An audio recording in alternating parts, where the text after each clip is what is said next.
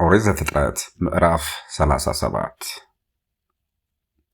ዮሴፍና ወንድሞቹ።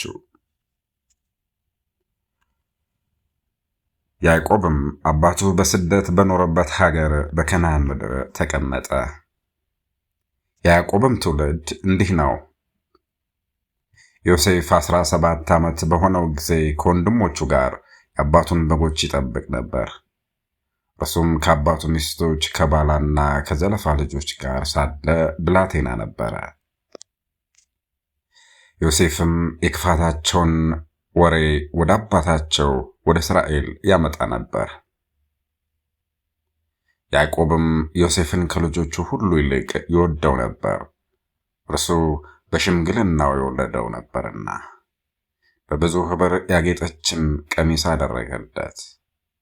ወንድሞቹም አባታቸው ከልጆቹ ሁሉ ይልቅ እንደሚወደው ባዩ ጊዜ ጠሉት፣ በሰላም ይናገሩትም ዘንድ አልቻሉም።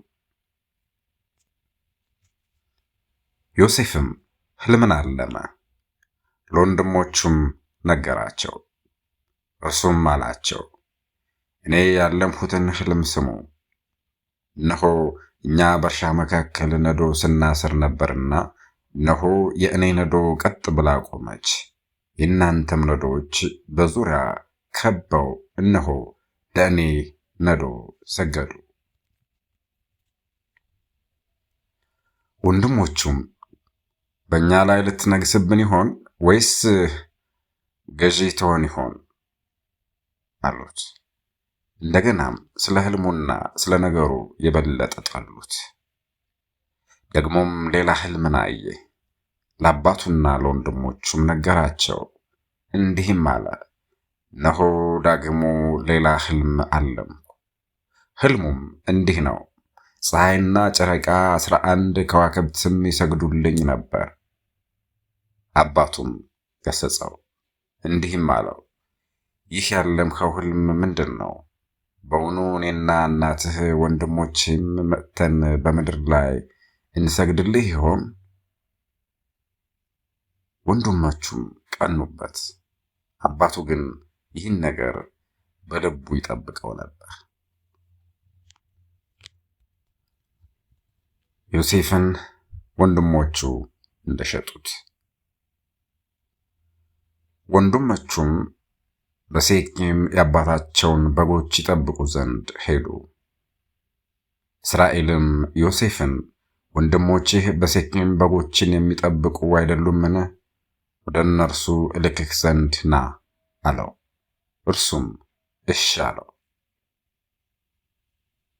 እርሱም ሄደህ ወንድሞችህና በጎቹ ደህና እንደሆኑ እይ፣ ወሬያቸውንም አምጣልኝ አለው።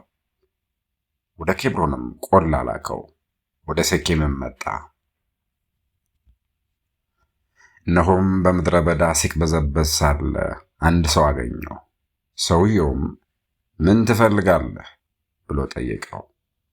እርሱም ወንድሞቼን እፈልጋለሁ፣ በጎቹን የሚጠብቁት ወዴት እንደሆነ እባክህ ንገረኝ አለ። ሰውየውም ከዚህ ተነስተዋል፣ ወደ ዶታይን እንሂድ ሲሉም ሰምቻቸዋለሁ አለው። ዮሴፍም ወንድሞቹን ተከታትሎ ሄደ፣ በዶታይንም አገኛቸው። እነርሱም ወደ እነርሱ ሳይቀርብ ከሩቅ አስቀድመው አዩት፣ ይገድሉትም ዘንድ በእርሱ ላይ ተማከሩ። አንዱም ላንዱ እንዲህ አለው፣ ያ የባለ ሕልም ይኸው መጣ፣ ኑ እንግደለውና በአንድ ጉድጓድ ውስጥ እንጣለው፣ ክፉ አውሬም በላው እንላለን፣ ሕልሞቹም ምን እንደሚሆኑ እናያለን። ሮቤልም ይህን ሰማ፣ ከእጃቸውም አዳነው፣ እንዲህም አለ፣ ሕይወቱን አናጥፋ። ሮቤልም ደም አታፍስሱ፣ በዚች ምድረ በዳ ባለችው ጉድጓድ ጣሉት፣ ነገር ግን እጃችሁን አትጣሉበት አላቸው። ሮቤልም እንዲህ ማለቱ ከእጃቸው ሊያድነውና ወደ አባቱ ሊመልሰው ነው። እንዲህም ሆነ፣ ዮሴፍ ወደ ወንድሞቹ በቀረበ ጊዜ የለበሳትን በብዙ ኅብር ያጌጠችውን ቀሚሱን ገፈፉት። ወስደውም ወደ ጉድጓድ ጣሉት። ጉድጓዱም ውሃ የሌለበት ባዶ ነበረ። እንጀራም ሊበሉ ተቀመጡ። ዓይኖቻቸውንም ባነሱ ጊዜ እነሆ ይስማኤላውያን ነገዳያን ከገለዓድ ሲመጡ አዩ። ግመሎቻቸውም ሽቱና በለሳን ከርቤንም ተጭነው ነበር። ወደ ግብፅ ሀገርም ሊያራግፉ ይሄዱ ነበር።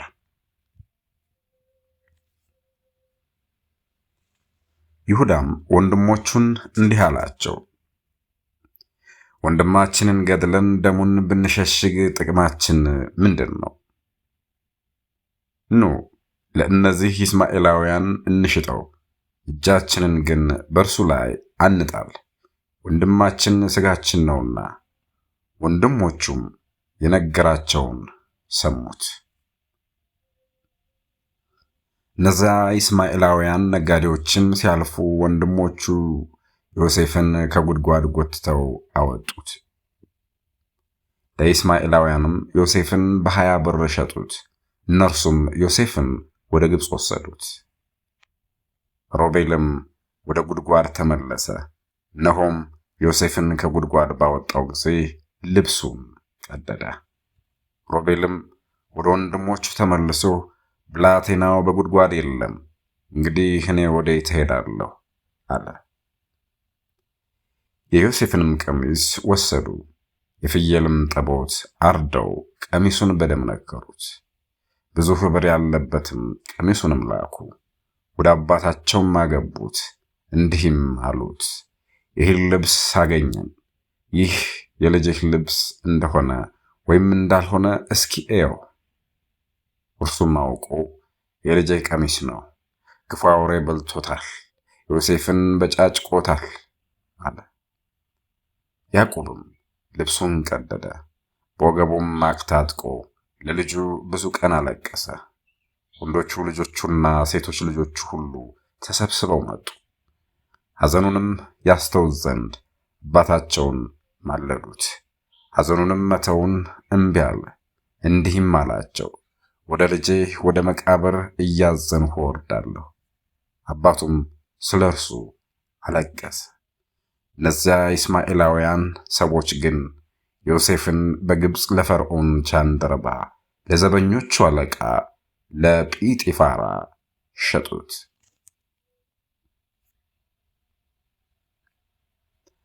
ኦሪት ዘፍጥረት ምዕራፍ 38 ይሁዳና ትዕማር። በዚያም ወራት እንዲህ ሆነ፣ ይሁዳ ከወንድሞቹ ተለይቶ ወረደ። ስሙ ኤራስ በሚባል በአዶሎሚያዊው ሰው ዘንድ አደረ። ከዚያም ይሁዳ የአንድ ከነዓናዊ ሰው ሴት ልጅን አየ፣ ስሟም ሴዋ ይባላል። ወሰዳትም፣ ወደ እርሷም ገባ። ጸነሰችም፣ ወንድ ልጅንም ወለደች። ስሙንም ኤር ብላ ጠራችው። ደግሞም ጸነሰች፣ ወንድ ልጅንም ወለደች። ስሙንም አውናን ብላ ጠራችው። እንደገና ደግሞ ወንድ ልጅን ወለደች። ስሙንም ሴሎም ብላ ጠራችው። እነርሱንም በወለደች ጊዜ ኬሴቢ በሚባል ሀገር ነበረች። ይሁዳም ለበኩር ልጁ ለኤር ትዕማር የምትባል ሚስት አጋባው። የይሁዳም የበኩር ልጅ ኤር በእግዚአብሔር ፊት ክፉ ነበረ፣ እግዚአብሔርም ቀሰፈው። ይሁዳም አውናንን ወደ ወንድምህ ሚስት ግባ፣ አግባትም፣ ለወንድምህም ዘርን አቁምለት አለው። አውናንም ዘሩ ለእርሱ እንዳይሆን አወቀ። ወደ ወንድሙ ሚስትም በገባ ጊዜ ለወንድሙ ዘር እንዳይተካ ዘሩን በምድር ያፈሰው ነበር። ይህም ሥራው በእግዚአብሔር ዘንድ ክፉ ሆነበት፣ እንዲህ አድርጎአልና እርሱንም ደግሞ ቀሰፈው። ይሁዳም ምራቱን ትዕማርን ልጄ ሴሎም እስኪያድግ ድረስ በአባትሽ ቤት መበለት ሆነሽ ተቀመጪ አላት። እርሱ ደግሞ እንደ ወንድሞቹ እንዳይሞትብኝ ብሏልና። ትዕማርም ሄዳ በአባቷ ቤት ተቀመጠች። ዘመኗም በተፈጸመ ጊዜ የይሁዳ ሚስት ሴዋ ሞተች። ይሁዳም ተጽናና። የበጎቹን ጸጉር ወደሚሸልቱት ሰዎችም ወደ ተምና ወጣ። እርሱም አዶሎሚያዊው በግ ጠባቂው ኤራስም ለምራቱ ትዕማርም እነሆ አማትሽ ይሁዳ የበጎቹን ጸጉር ይሸልት ዘንድ ወደ ተምና ይወጣል ብለው ነገሯት። እርሷም የመበለትነቷን ልብስ አወለቀች፣ መጎናጸፊያዋንም ለበሰች፣ ተሸነፈችም። ወደ ተምናንም በሚወስደው መንገድ ዳር በኤናይም ደጅ ተቀመጠች። ሴሎም እንዳደገ ሚስትም ትሆነው ዘንድ እርሷን ሊሰጠው እንዳልፈለገ አይታለችና። ይሁዳም ባያት ጊዜ ዘማ መሰለችው፣ ፊቷን ተሸፍና ነበርና አላወቃትም። ወደ እርሷም አዘነበለ። ባክሽ ወደ አንቺ ልግባ አላት። እርሷ ምራቱ እንደሆነች አላወቅም ነበርና። እርሷም ወደ እኔ ብትገባ ምን ትሰጠኛለህ አለችው። የፍየል ጠቦት ከነመንጋዬ እልክልሻለሁ አላት። እርሷም እስክትልክልኝ ድረስ መያዣ ስጠኝ አለችው። እርሱም ምን መያዣ ልስጥሽ አላት። እርሷም ቀለበትህን፣ ኩፌትህን፣ በእጅ ያለውን በትር አለች። እርሱም ሰጣትና ከእርሷ ደረሰ። እርሷም ጸነሰችለት። እርሷም ተነስታ ሄደች፣ መጎናጸፊያዋንም አውልቃ የመበለትነቷን ልብስ ለበሰች። ይሁዳም መያዣውን ከሴቲቱ እጅ ይቀበል ዘንድ በበግ ጠባቂው በአዶሎሚያዊው እጅ የፍየሉን ጠቦት ላከላት። እርሷንም አላገኛትም። እርሱም የሀገሩን ሰዎች በኤናይም በመንገድ ዳር ተቀምጣ የነበረች ዘማ ወዴት ናት ብሎ ጠየቃቸው። እነርሱም በዚህ ዘማ አልነበረችም አሉት። ወደ ይሁዳም ተመልሶ እንዲህ አለው፣ አላገኘኋትም።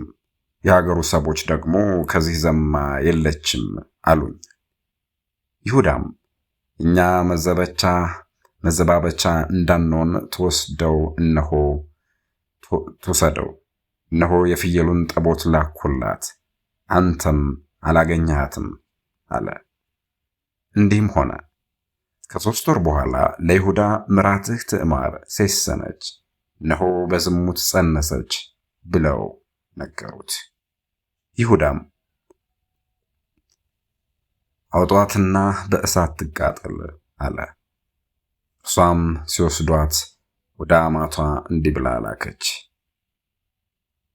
ተመልከት፣ ይህ ቀለበት፣ ይህ ኩፌት፣ ይህ በትር የማን? ይህ ጽንስ የማን? ይሁዳም አይቶ ከእኔ ይልቅ ትዕማር እውነተኛ ሆነች፣ ልጄን ሴሎምን አልሰጠኋትምና አለ። ትገደል ማለትንም ተወ፣ ደግሞም አላወቃትም። መውለጃዋም በደረሰ ጊዜ እነሆ መንታ ልጆች በሆዷ ነበሩ። ስትወልድም አንዱ እጁን አወጣ። አዋላጅቱም ቀይ ፈትል ወስዳ በእጁ አሰረች፣ ይህ መጀመሪያ ይወጣል አለች። እንዲህም ሆነ፣ እጁን በመለሰ ጊዜ እነሆ ወንድሙ ወጣ። እርሷም ለምን ጥሰህ ወጣህ ስትል ስሙን ፋሬስ ብላ ጠራችው። ከእርሱም በኋላ ቀይ ፈትል በእጁ ያለበት ወንድሙ ወጣ፣ ስሙም ዛራ ተባለ።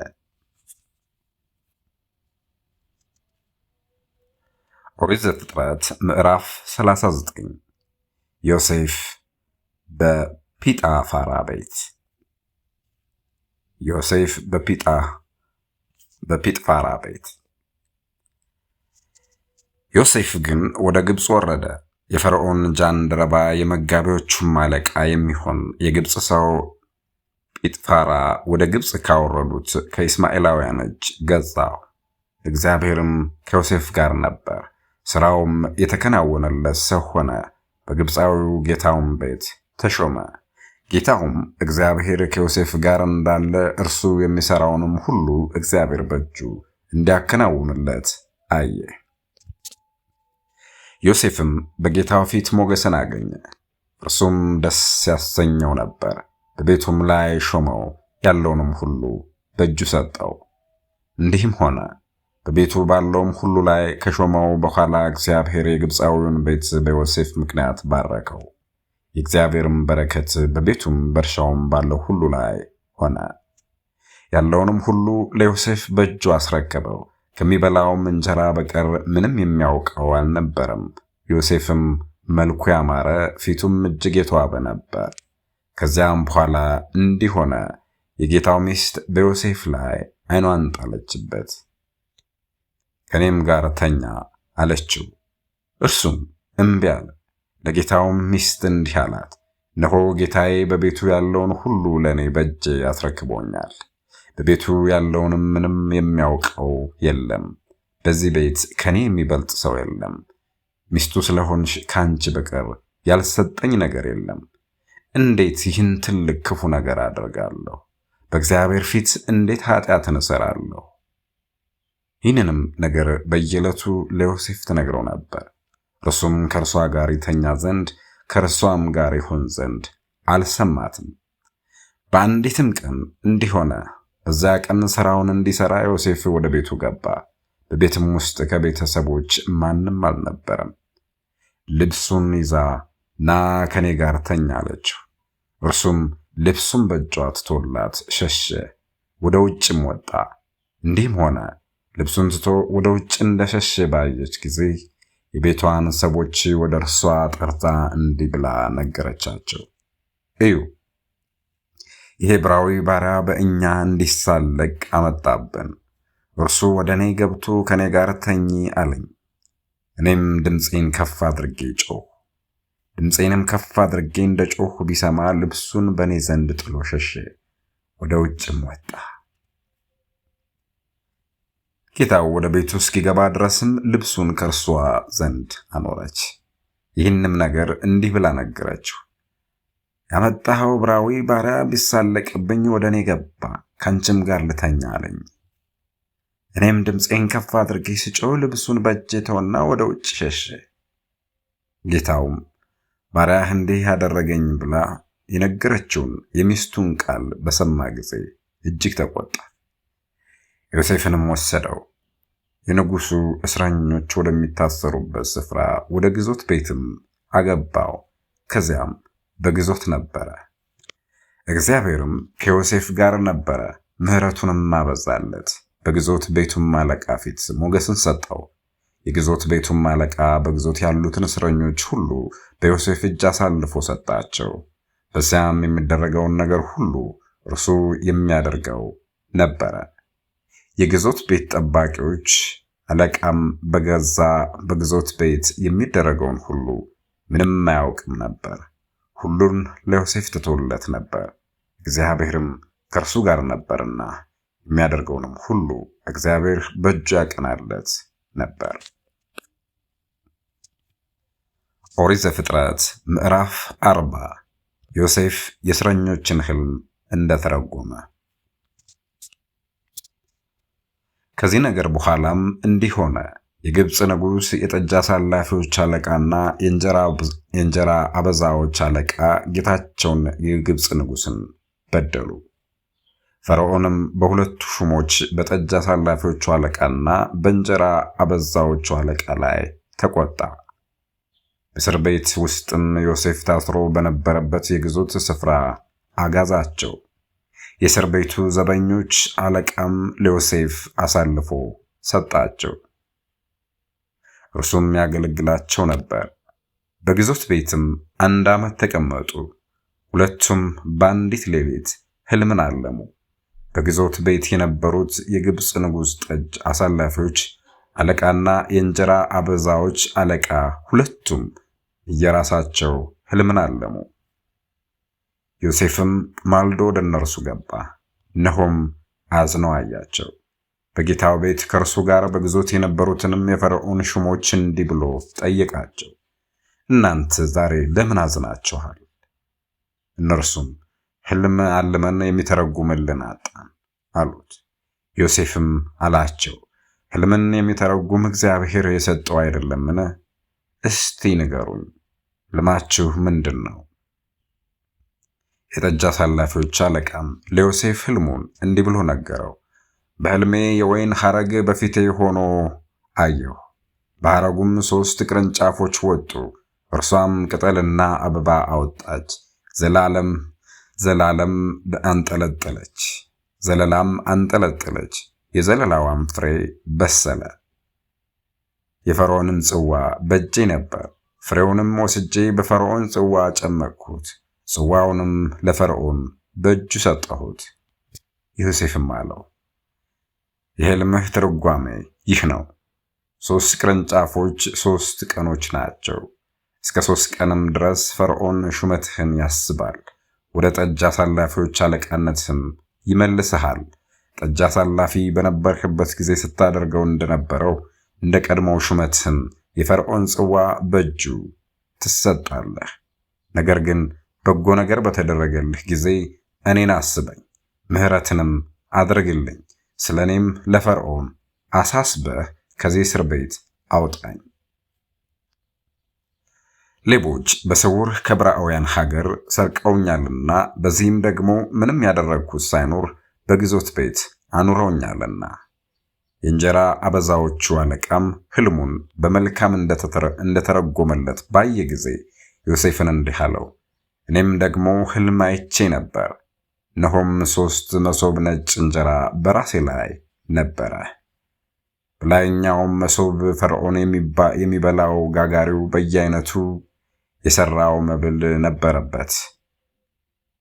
ወፎችም በራሴ ላይ ከመሶቡ ይበሉ ነበር። ዮሴፍም መልሶ እንዲህ አለው፣ የሕልምህ ትርጓሜ ይህ ነው። 3 መሶብ 3 ቀን ነው። እስከ 3 ቀን ድረስ ፈርዖን ራስህን ይቆርጥሃል፣ በእንጨትም ላይ ይሰቅልሃል። የሰማይ ወፎችም ስጋህን ይበሉታል። እንዲህም ሆነ። በ3ኛው ቀን ፈርዖን የተወለደበት ዕለት ነበር። ለሰራዊቱም ሁሉ ግብር አደረገ። የጠጅ አሳላፊዎቹን አለቃና የእንጀራ አበዛዎችን አለቃ በአሽከሮቹ መካከል አሰበ። የጠጅ አሳላፊዎቹንም አለቃ ወደ ሹመቱ መለሰው። ጽዋውንም በፈርዖን እጅ ሰጠ። የእንጀራ አበዛዎቹንም አለቃ በእንጨት ላይ ሰቀለው። ዮሴፍ እንደተረጎመላቸው። የጠጅ አሳላፊዎች አለቃ ግን ዮሴፍን አላሰበውም፣ ረሳው እንጂ።